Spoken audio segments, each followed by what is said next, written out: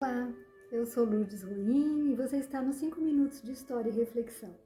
E esse canal é uma oportunidade para que eu reflita, eu espero que você também, sobre o que nos faz feliz e como chegar lá. Hoje eu aproveito para convidar você a conhecer o meu podcast. Ele está em todos os agregadores, de podcast, principalmente no Spotify. Chama-se Viva o Amor, Lourdes Ruim. Lá você vai encontrar mais de 450 áudios de mais ou menos 10 minutos, onde nós buscamos refletir sobre os ensinamentos de Jesus. Fica o convite, tá? Bom, e a historinha de hoje vem nos falar de um circo que chegou numa pequena cidade. E ele se tornou, a alegria, o sonho de consumo de todas as crianças. E o Joãozinho, tanto insistiu que seus pais o levou até o circo para que ele assistisse o espetáculo. E ele ficou deslumbrado com os palhaços, malabaristas, com a docilidade do leão, que obedecia ao seu domador ali, com o elefante que ficava se equilibrando em 2 patas apenas. Enfim, ele ficou muito feliz por poder estar lá. E ele queria estar mais próximo dos animais. Então, quando termina o espetáculo, ele sai e começa a passear ali com os seus pais para ver se conseguia se aproximar de algum dos animais. E percebe que todos estavam dentro de jaulas. Apenas o elefante estava preso a um toquinho, uma corda amarrada na sua pata e amarrada num toquinho. E ele acha aquilo muito estranho. Como que um toquinho poderia segurar um animal tão forte, tão poderoso? E ele pergunta aos seus pais. E eles dizem simplesmente: ele está amarrado para não fugir.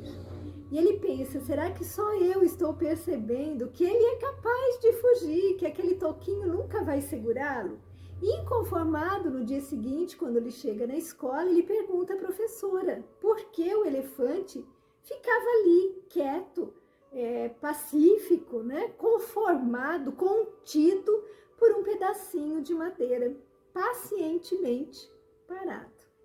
E a professora explica que quando ele era pequenininho, ele foi condicionado a ficar preso a um pedaço de pau.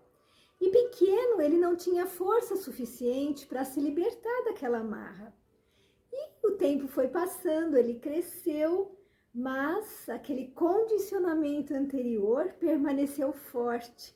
E ele, então, continuava se sentindo incapaz de fugir, porque ele tinha sido treinado a ser contido daquela maneira. E com o tempo ele aceitou aquela situação e não lutou mais, ele desistiu, apesar dele ser capaz de vencer aquele toquinho, aquela prisão. E muitas vezes isso acontece conosco, na nossa infância, adolescência, até na vida adulta, Nós sofremos bullying. Pessoas dizem que não somos capazes de fazer determinadas coisas, de que não somos inteligentes o suficiente, bondosos o suficiente. Enfim, acabam minando as nossas possibilidades, nos diminuindo, fazendo uma pressão psicológica que lá na frente vai nos condicionar a achar que realmente não podemos, como aquele elefante.